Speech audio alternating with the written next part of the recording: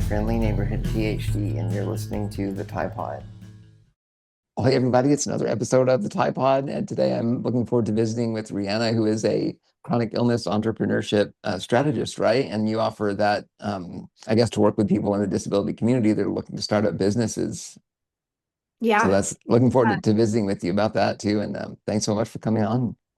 absolutely. It's interesting to me because, back when I started my entrepreneurial journey, I don't know, forever ago. I've been really Mhm. serious about it for the last 10 years, but even kind of dabbling into my hobbies and side hustles with photography and some other creative ventures, there weren't a lot of people talking about chronic illness and disability in the Mhm. online entrepreneurship space. So, being able to help people in this space just makes me happy, super happy. hmm And it's such a needed thing, because I think a lot of the disability community has talents, that lend well to entrepreneurship too, I think. And just sometimes it's, maybe a question of just organizing and figuring out what steps are needed and everything. Yeah. So yeah, looking forward to getting into that. But I do want to ask you the icebreaker question first, which I did share with you before because it's one you have to think about for a Yeah. minute. But is there a song currently that kind of resonates with you and you're kind of where you are, in your life right now and everything? Yeah, Head Above Water by Avril Lavigne. Like we're all just trying to stay afloat, right? Yep, that's appropriate. That's so appropriate. Yeah, yeah, that's going to be added for sure to the I have a growing podcast list of songs that I've been making, Oh, so that fun. will make it there. But yeah, I wanted to let you just visit or talk a little bit about just your general background, and kind of how you got to this point, just generally, then we'll kind of dive into specific points as we go. Yeah. I'll give you the quick and dirty because it's kind of a long and drawn out story, but Hmm. I have been dealing with chronic illness before I even knew what chronic illness really was, with PCOS and endometriosis and some other Hmm. issues as early as like middle school, high school age. And then right out of high school, I went straight into corporate and I worked in some very male dominated industries, Hmm. manufacturing, tech, uh, construction, Hmm. and excuse me.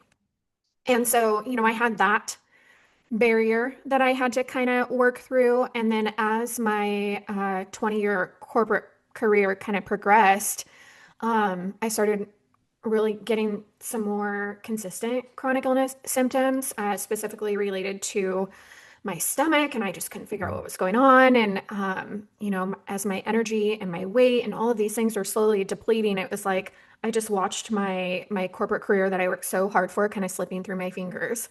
Um, I had just been promoted to regional marketing coordinator for a global construction consultancy company. And so I was really excited. And there were discussions about potentially moving me into more of a director position, which is even more exciting. And then it was like my health just took a dive. I went from 160 pounds to 92 pounds in less than 8 months. I Hmm. food down. I was finally diagnosed with gastroparesis, but we couldn't figure out really what was the underlying cause of that. Um, yeah, so I took, I don't know, 6, 7 months off of work as like a short-term disability stint, came back with high hopes, and within a few weeks, those hopes are just completely squashed. I could not keep up. My energy was so low.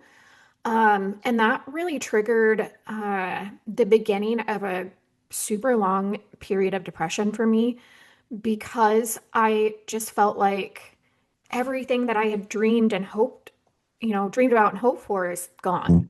Hmm.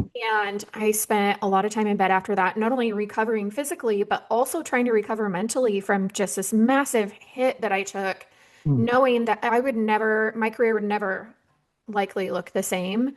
And yeah, so, my body had one idea and my brain had a completely different idea. Right. 'Cause my brain is just like all the ideas. And if you've ever worked with me closely, anybody that works with me closely, and even my husband would tell you that my brain is wild. I just am an ideator. I can't help it. It's how I operate. I ideate in my sleep. Like it's just a thing. And I was bored, so I went to a sign making workshop with some of my daughter's cheer mom Mhm. people, and I was like, "Ooh, this is fun. I want to do this at home." So I kind of bought some supplies, and my husband came home and he was looking at what I had made, and he's like, "These are cool. You should sell these." And I'm like, "I'm not trying to make a whole business out of this." And Yeah. he's like, "Just put it on Facebook Marketplace, see what See happens." what happens. Yeah. I sold 20 custom signs. off of one post. And I'm the type of person, like, if I'm going to think I'm going to learn how to do a thing, I'm going to buy the outfit. So, like, if I want to learn how to play tennis, I'm going to buy the Yep. whole outfit before I even know what I'm doing. And Just go all out. entrepreneurship is very Yeah. much like that for me. And so I registered an LLC, I created a brand strategy, like the whole nine, Mhm. right out the gate. And then a few months into it, I was making custom signs. I had wholesale accounts. I had my signs in shops, local Mhm. shops, and I decided I was going to start doing sign making workshops. I mean, it just went from 0 to 60. And these are But signs just for like any business or like yeah, what specifically? Like, sign yeah, I saw making. that. Yeah. So we did sign making workshops at like local wineries and breweries, which was Oh, really, okay. but the physical aspect of it was a lot and the profit margin was not a lot. And so hiring a bunch of people to help me keep it going just wasn't an option. So a year in, I was like, okay, another tough decision time. And then it's just, that roller coaster. So I went back to my roots, processes, systems, operations, marketing, all of the things. And Yeah, that was a roller coaster all in itself, just learning how to operate a business with really limited capacity and figuring out how to keep that balance of not going so hard that I start a flare up, but going hard enough to exactly. keep the things going. And That balance is such a hard thing, when oh, you're like you said, when your mind is going accelerating one way and your body's going the other, and like they're obviously connected. One can't really function yeah, without the other. So it's just this, it's this a constant battle. The mess of of figuring it out. Yeah, it's crazy. And, I worked with mostly female entrepreneurs Uh-huh. in business management, fractional COO capacity, business strategies, all the things. And I really loved it. But it just took me a couple years to figure out my cadence and how I could really work without running myself into the ground. And then in 2023, I realized that the universe kept bringing me other people that had chronic illness. And I was like, you know what? The universe is telling me something here. Like, I keep working with these people and it makes me happy. I can share with them what, not only from a business strategy perspective, just in general, but like personally, what has worked to help me keep my business afloat. Mhm. And I burned it all down and started the Chronic CEO. And was this the people that were coming in contact with you, was it through social media, or were there other areas too, or was it primarily Yeah, social? it was a lot through social media. And it's Uh-huh. interesting because at the beginning of my journey, I was really terrified to share anything about my chronic illness because I thought that that made me less of an entrepreneur, less of a professional, that people would not want to work with me, that my clients would fire me. And what I found was the exact opposite. I found that people, almost everybody I talked to, had some sort of, limited energy or, some kind of chronic illness issue. Hmm. Because 1 in 6, that's the statistic in the United States. It's 1 in 6. higher than people realize. Yeah. And so, especially now when I talk to other entrepreneurs, I'm like, you realize 1 in every 6 of your audience, one person in every 6 has some sort of chronic illness, whether they Hmm. choose to call it a chronic illness or not, it's there.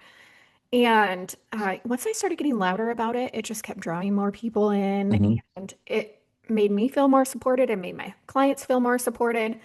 And I realized there was such a huge gap in our online entrepreneurship industry. There's a lot of coaches out there. There's not a lot of coaches out there that talk about how to work with limited capacity and how to Hmm. not be in the online space and not compare yourself to an otherwise healthy person that's doing the Right, most. right. Everybody is out there doing the And most. it's crazy. That seems to be almost in every industry with Mm. disability, right? Like that. Well, even without disability, the comparison thing of looking, like you're almost like an imposter syndrome type Yeah, mentality. yeah.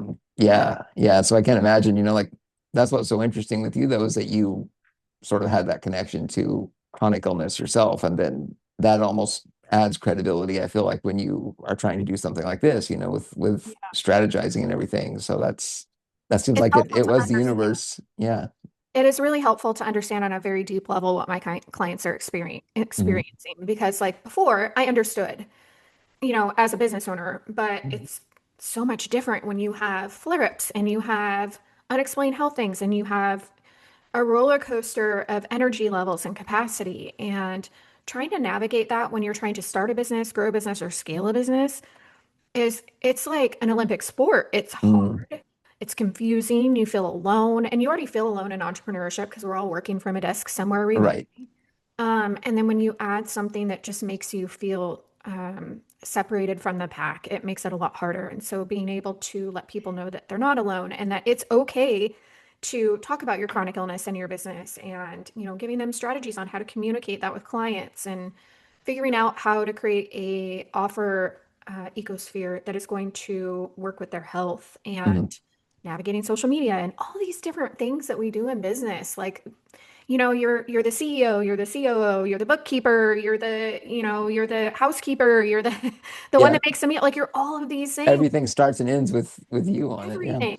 And that's really tough to navigate when your energy is just tanked. Right. And I mean, the learning curve, obviously, like I mean, just me looking at it, if you don't have that experience and you're trying to get there and maybe your degree's not even in that area. And it's just like, how do I overcome all these things I don't know? And I don't have an assistant that Yeah. necessarily can, help you with it. So like, what was that like for you navigating that just with starting your own business? Like, what was the process even Oh, like to get there?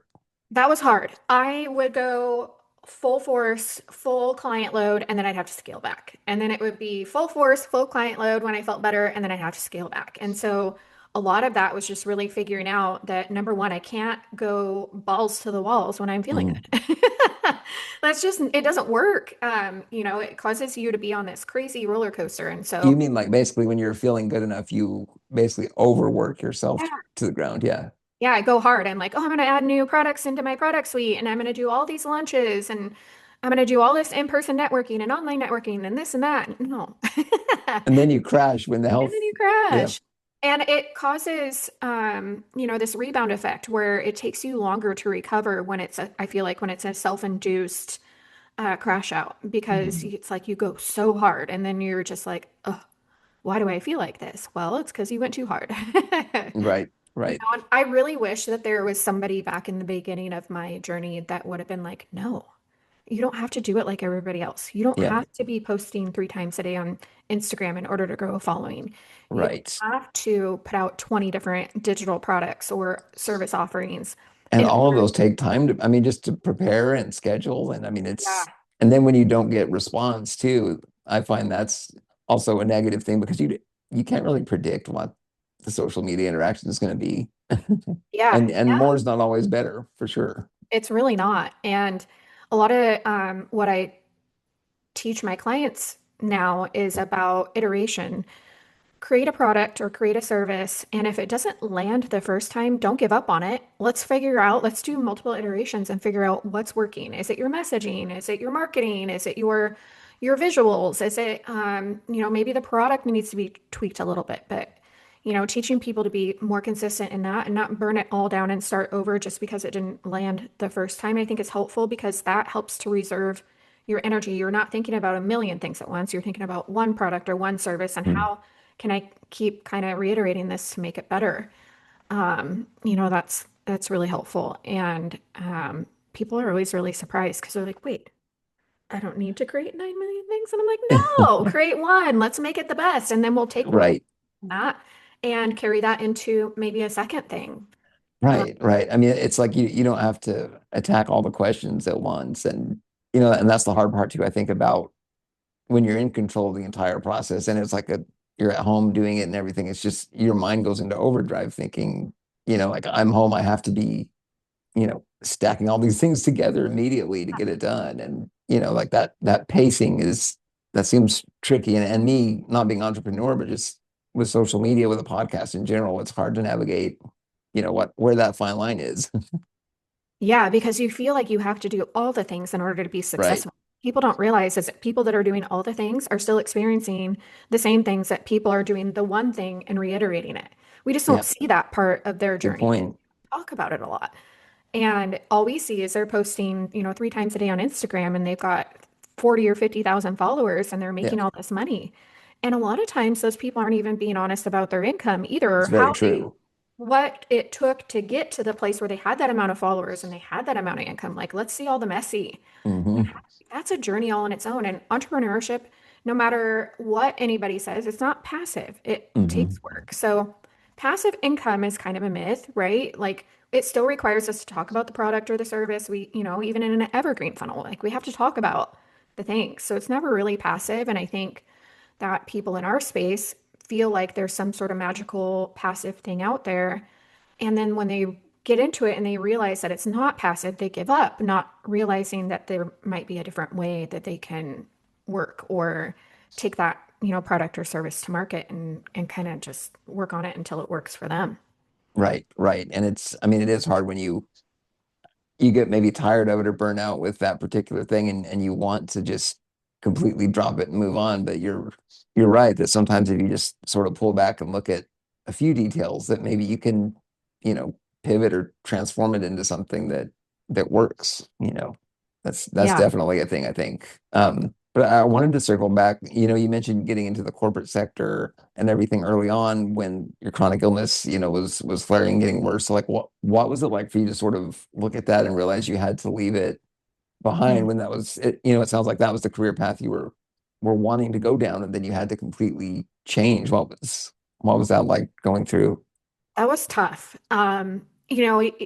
From multiple angles, from an income perspective, like we were a two-income household and now we're going to a one-income household. And then, navigating the disability application and what does that look like? And, going through that multi-year process and figuring out, kind of refiguring out who I am as a person and what I want that's going to fit in this new me. My health downfall was really quick. Like it just went from 0 to 60 and it was so shocking. And so I'm dealing with the fact that my body's never going to be the same, dealing with the fact that I lost a career I worked so hard for, all of these different things at once. It was crazy. It was really crazy. And I was just, my personality and like my worth to me, my self-worth has always been tied to Mm, my career. right. And so unlearning those crappy, stories that I tell myself, that was a journey that took years. Right. No, that's really difficult, and then just realizing the toll that it takes on your body. It's just, that career path is just it's probably never going to work regardless of how Yeah. hard, you try or how you try to compensate for, the loss in function. I mean, even my own journey through academia with being, I was looking at being a professor and things like that, and it just got to the point where, the progression of the illness and everything was just too much, like there's just no way you can Yeah. devote the time needed to doing what you need to do. So that's, I definitely resonate with you on that, and trying to, I It's guess, exactly the adapt. same. Yeah. And it's a grieving process, right? You're grieving Hmm. a version of you that you thought was going to come to fruition that's not. And you worked really hard to get there. Yeah. Yeah. Yeah. Yeah, it's very crazy. Do Um, you feel like though that there are skills that you had in that job that you have brought with you though, like you're still implementing some 100%. part of it? Yeah. All of them. Yeah.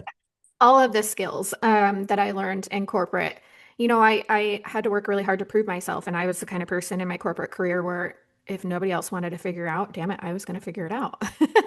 Yeah. And that's just how I trained my brain to operate. And so, when I work with clients one-on-one, a lot of it is problem solving for their unique situation. What are we dealing with here? Is it mostly energy? Is it that you're kind of like I was in the beginning? Are you going too hard and then you're having to take a long time off because you're not balancing? Is it, and then we dive into like the marketing side of things. Let's take a look at your marketing and really from a bird's eye view, figure out are your marketing strategies number one working with your capacity and your health, but also are we making sure that you're really focused on the one thing before we're moving on to something else? And so yeah, a lot of my corporate life was very much systems problem solving, process problem solving, marketing problem solving, trying to figure out all of these different pieces. And so that's my daily work life now is problem solving, and it makes my brain happy.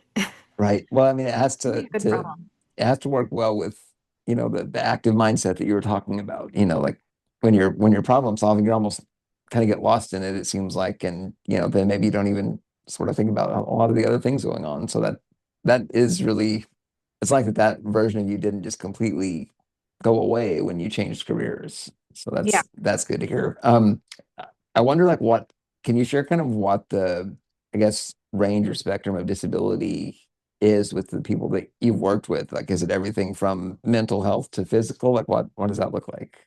It's everything. It's interesting is earlier I was talking about how there's some people that don't recognize that they have a chronic illness, but they know that something's going on that's impacting the way they work. So I've worked with people that don't necessarily identify as somebody that has a chronic illness or a disability, that have really low energy or that are diabetic. And they're like, oh, yeah, I guess diabetes is chronic illness and it doesn't impact my energy and it doesn't affect Definitely. the way I work.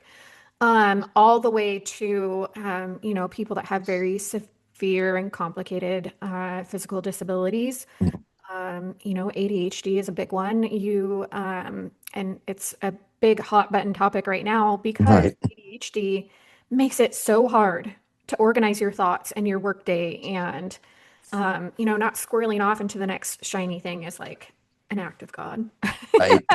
when you have ADHD. So, yeah, it's been all over the place. I also am chief operating officer for the Empower Network as well. So Mm-hmm. that is a nonprofit that is just getting off the ground, and we're working on creating resources, free resources for entrepreneurs with chronic illness and disabilities, which Okay. was a dream of mine when I first started the Chronic CEO, but I couldn't Mhm. figure out how to make it happen on my own. So when the CEO of the Empower Network found me, it Mhm. was just like instant connection.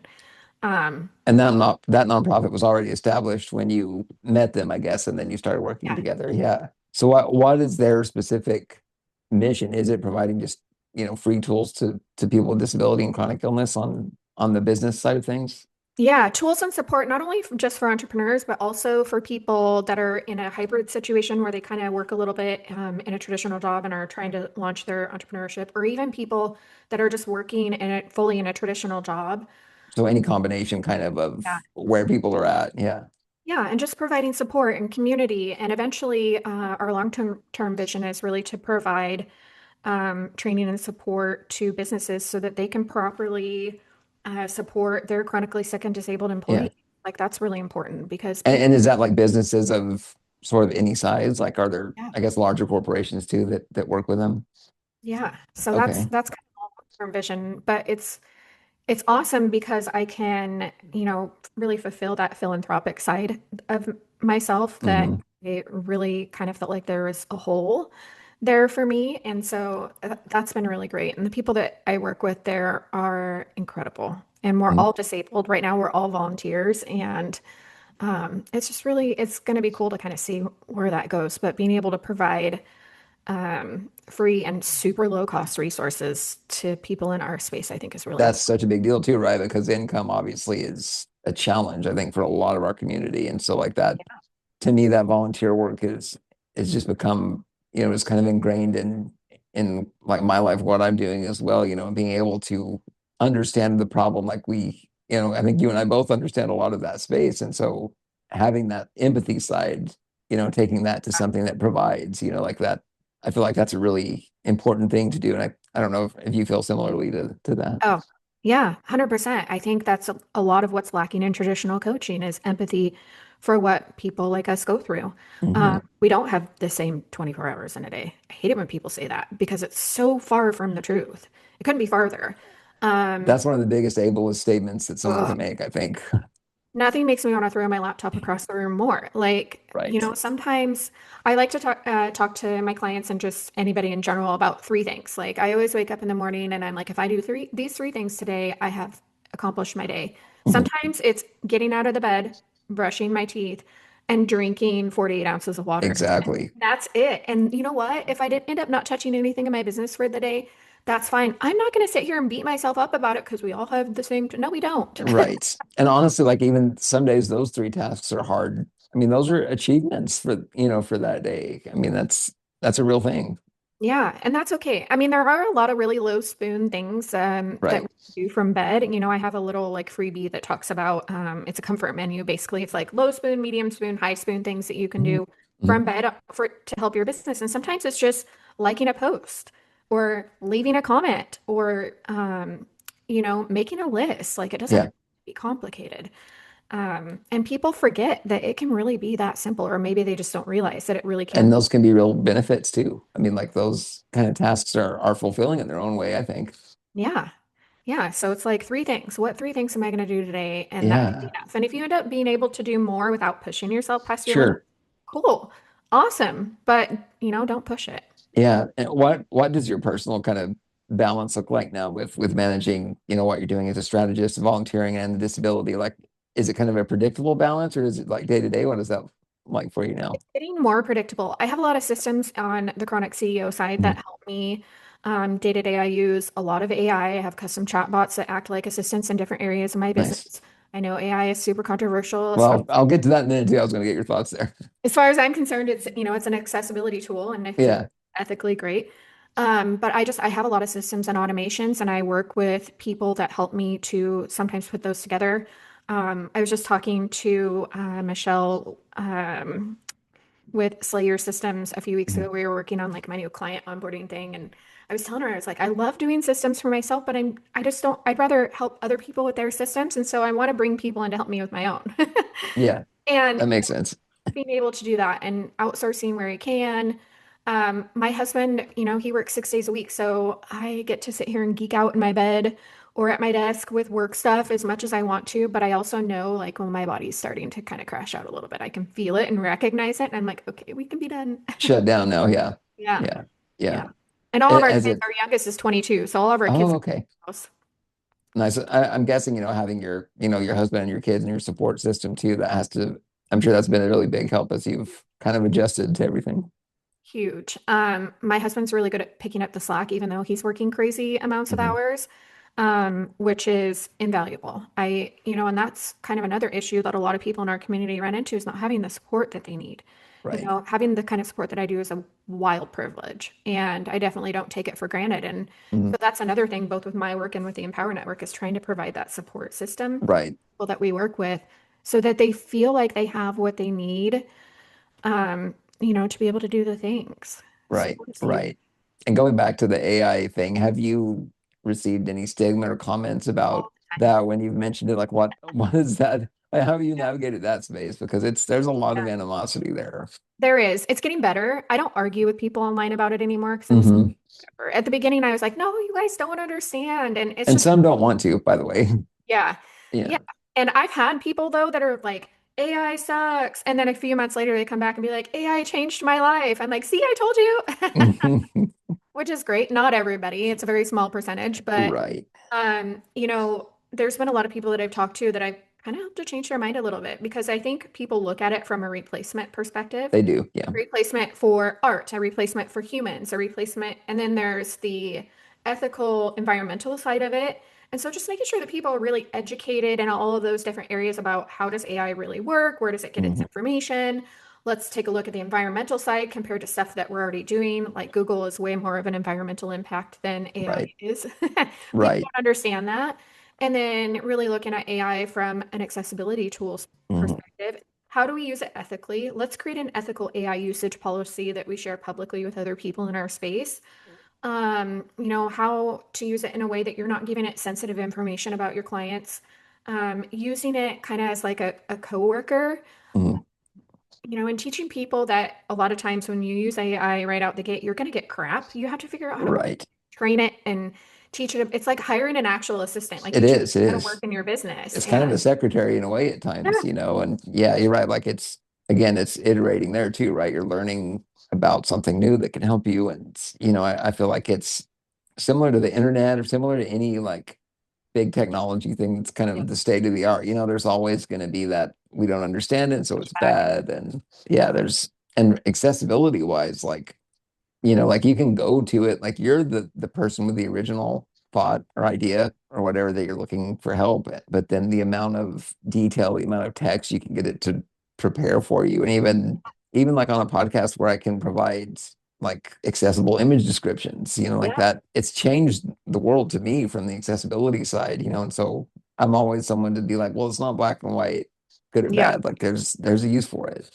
yeah, definitely. And I think, like you said, using it to do the things that you just don't enjoy and are maybe not necessarily not in your zone of genius, but you're like getting into the weeds with. People forget that they go into business with a product or a service that they are passionate about, that they're good at, that they love. That's like their zone of genius. And when you think about entrepreneurship, like we talked about earlier, you're doing everything. You're the janitor all the way to the CEO. So it's like you're doing all the things in between. Let's outsource some of that to AI And a lot of people argue, well, now you're replacing humans. Listen, these people were never going to be hiring these humans anyways because they can't afford to yet. Right.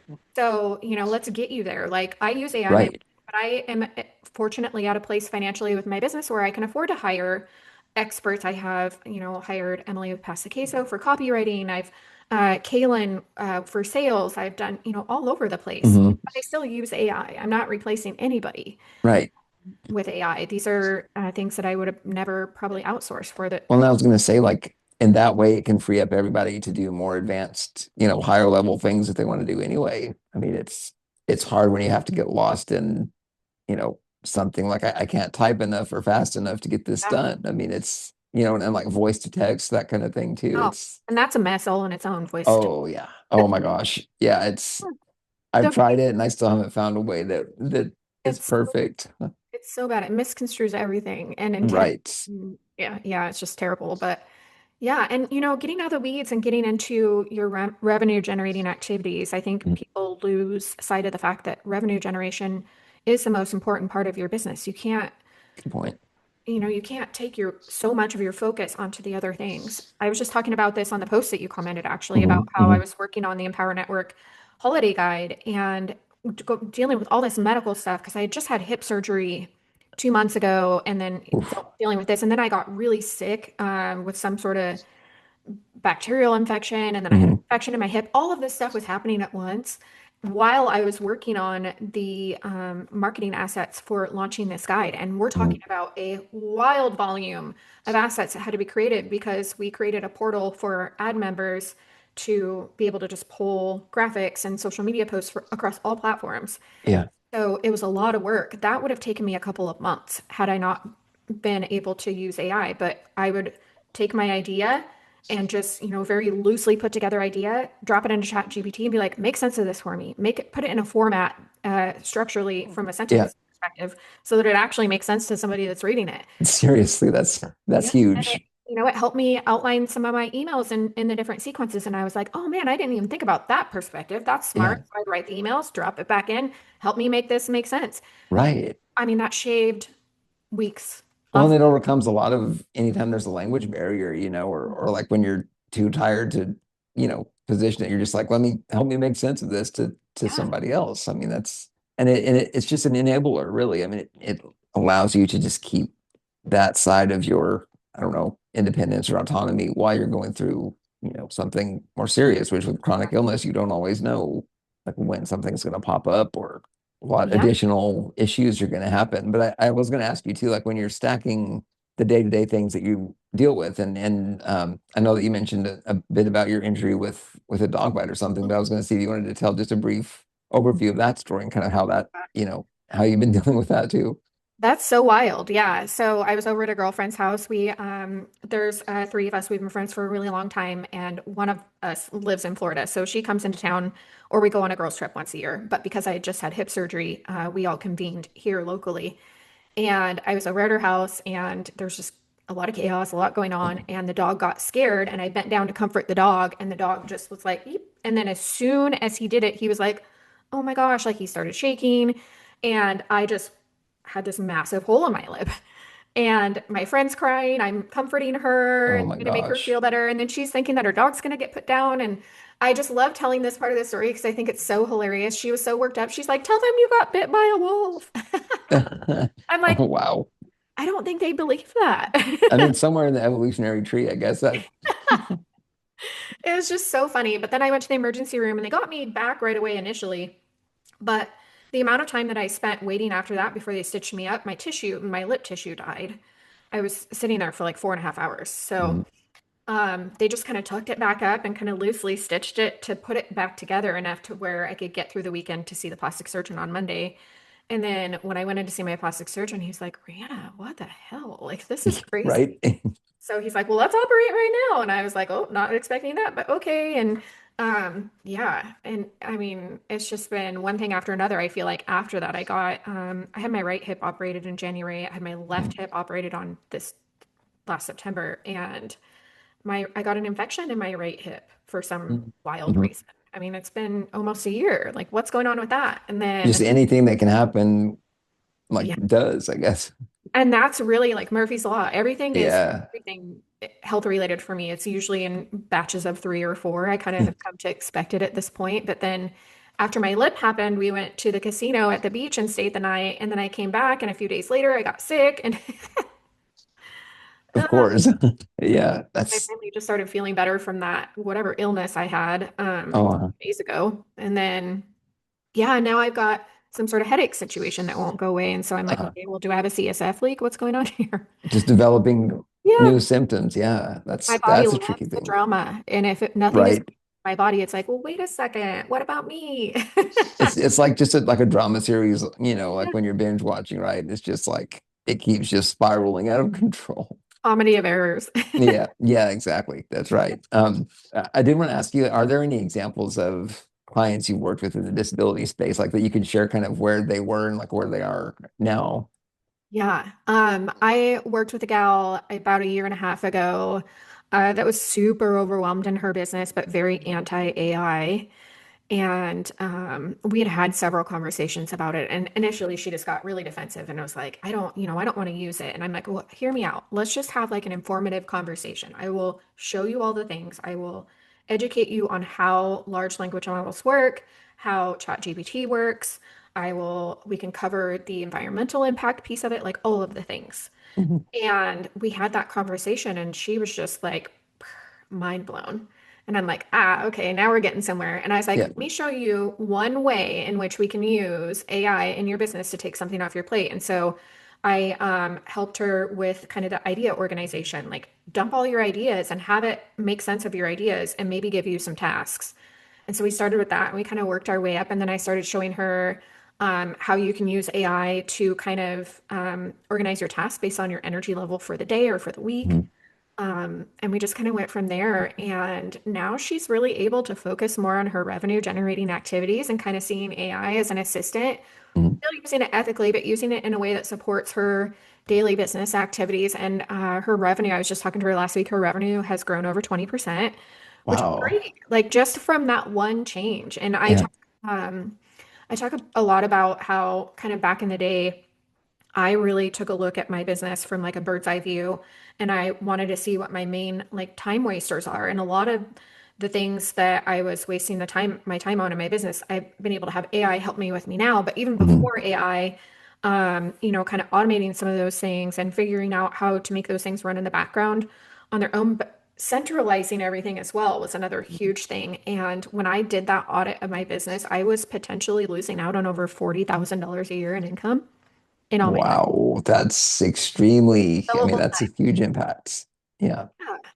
And, so a lot of that work that I do with my clients is how do we get you out of the weeds into the Yeah. things that bring you joy, your revenue generating activities, and create a business that really supports your health instead of piling on to what's already. Right, right. And I mean, it can be something as simple as like, you provide a way to have a better understanding of a technology or, some kind of strategy that they don't understand and they have a negative, like stigma towards. But Yeah. once they learn kind of what's going on, like the awareness factor, I think is just such a big deal too. And it almost reminds me of just ableism in general, right? Like there's a lot of stigma there with disability. And like once you can have like a dialogue or once someone understands what you go through, even just slightly understanding what the day to day might look like Yeah. just that openness, I think is such a huge thing. But it's It kind is. of cool to see the similarity there. Yeah. Yeah. It really is very similar. And, even having people recognize their own internal ableism with regards to their business Right. is such a huge shift in mindset and a big revelation like, oh my gosh, I'm doing this to myself and I'm not even realizing it. Mm-hmm. Helping clients learn how to have the tough conversations with their clients about this is what my chronic illness is. Let's come up with a backup plan together about what we're going to do if I have a flare up Hmm. or I have a low capacity week. What does that look like? What does that look like from a project standpoint, from a launch standpoint? Let's, come up with these things early. And I've had a lot of clients where that has shifted Hmm. major things with their own client work because if the clients that don't of theirs that don't know what it's like and don't understand, it helps them to have empathy, Hmm. helps them to better understand what their service provider is going through, and they feel good on the back end knowing that they've already had the conversation. So if this if a flare-up pops up, they know exactly what they're going to do. Hmm. Hmm. That's been a major shift for a lot of people that I work with, and it's really cool to see because it's like, double duty. You're helping them feel more comfortable in their business and their Hmm. clients feel more comfortable, but you're also kind of bringing in disability awareness in a way too. Right. Because Yeah, I can totally see that. I didn't even realize that this would impact you in such a big way. Right. And I mean, the cool thing too is that it's, I'm sure that you've gone through a lot of the things you were just saying that you share with your clients. And like if you've overcome it and figured out strategies, then if they're able to take something there, I don't know, it's a neat way to sort of feel like you're passing a torch or something, I guess, in a Yeah. sense. Yeah.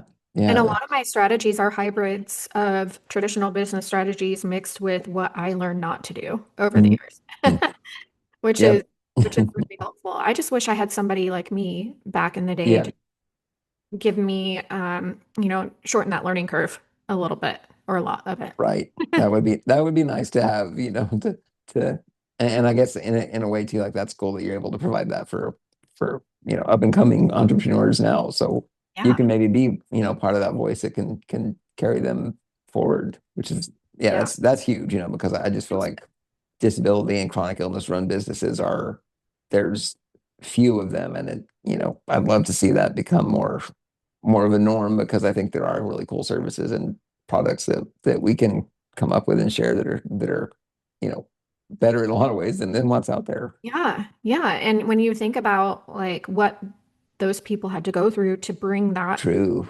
to market, whether it be a product or a service, it's a lot. It's a lot Yeah. more than an otherwise healthy person, and especially an otherwise healthy person that's making millions and has a Hmm. massive team. Like there's a lot that goes into that. And And are some that you've worked with, are there, I guess, products or services, are they directly tied to the disability and health community as well? Or I'm some curious, of I'm them just are. thinking like, yeah. Yeah, I worked with a gal that developed a program for specifically for hypermobile people, and it was a program. Initially, it was a kind of a one-on-one program where you worked with her for the physical coaching and the physical therapy of it, and then she had a nutritionist, a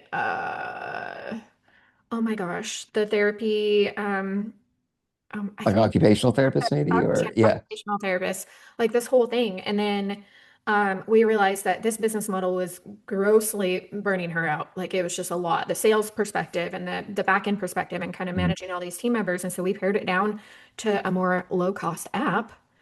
And now she's got her life back and she's still providing a Yeah. lot of the services, but it's recorded and then it's in there and it's evergreen. And so she's not having to work as much. Her people aren't having to work as much. And then everybody that is a member in the app benefits from that. It's So, like an optimization strategy pretty much for what yeah. they're doing. Yeah, that's cool to see because I do know that there's a lot of companies being developed, to try to help with things like that. Or even I was thinking about if there's like prosthetics or some kind of medical device, that could help. Or I mean, there's just Yeah. so many things out there I feel like that, people can come up with because they have the real world Because experience they have the already. experience. There's a Yeah. gal that's in, I'm doing a free 30-day visibility challenge. We're about almost halfway through, I think. Hmm. And there's a gal in there that is developing a device, and I might butcher this because I don't understand it completely yet. But she's developing a device that I think helps you with capacity awareness or something kind of similar to that, Uh-huh. which is just really cool. And she's out there, sitting at big tables and meeting with big tech people and meeting with people that are in the venture capital world. And it's really cool to see because she's taking her learned and lived experience and turning it Hmm. into something that is not only going to help her financially, but help the people that are using it as well. Right, right. Like And this cyclical ecosystem of money yeah. found in all the right circles.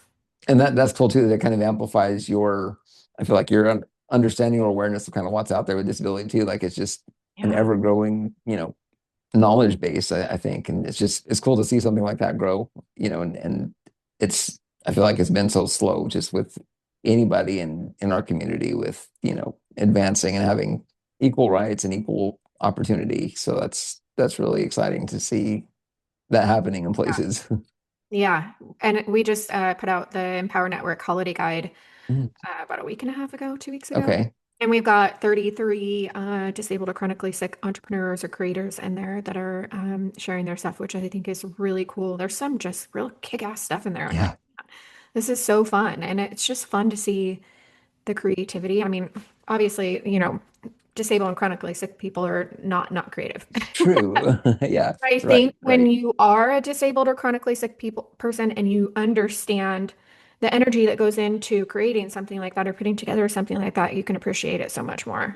Definitely, definitely. But that's really cool to see. Well, where do you see, your business and your work going, I guess, long term? Like what do you have kind of a vision for what's coming Yeah. next?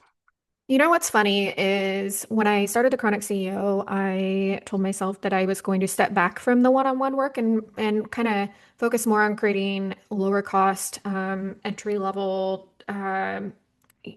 programs and digital products and kind of so I could help people at scale.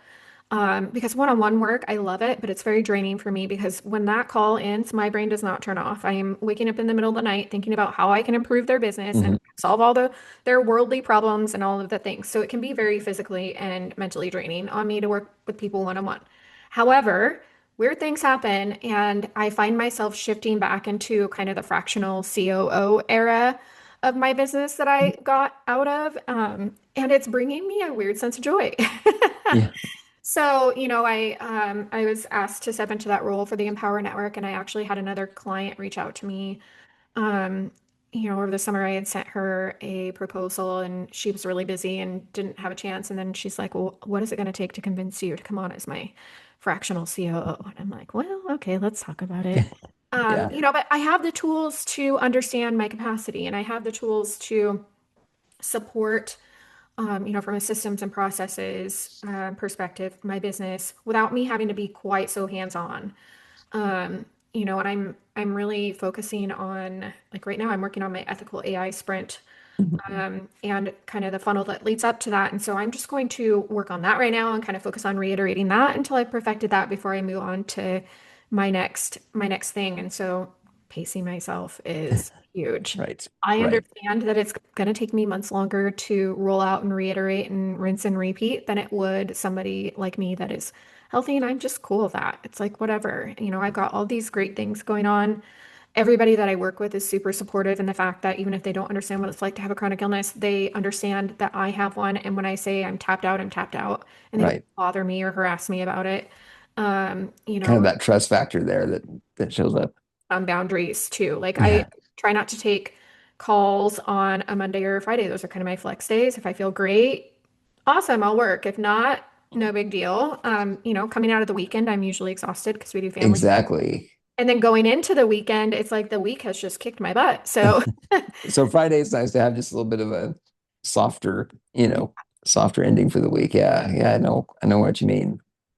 But yeah, that's really great. Well, I'm glad I got to visit with you and I found you on Threads and I'm looking forward to thanks sharing, so much for having me. I love having yeah, chats like this. It's so cool. yeah, definitely. And for anyone that wants to connect, with you or with the Empower Network or anything like, what's the best way to do that? Any of the social media, I Yeah. guess. So I am at the Chronic CEO on all my social media platforms. Mainly, I use Threads and Instagram. Thechronicceo.co is my website. And then Empower Network is empower-network.org. And you can find them on Threads and Instagram as well. Sounds great. Well, I'll definitely put that in the captions too when we share the episode. But thanks again, Rheanna, for coming on. Looking forward to sharing the conversation. Thank you so much.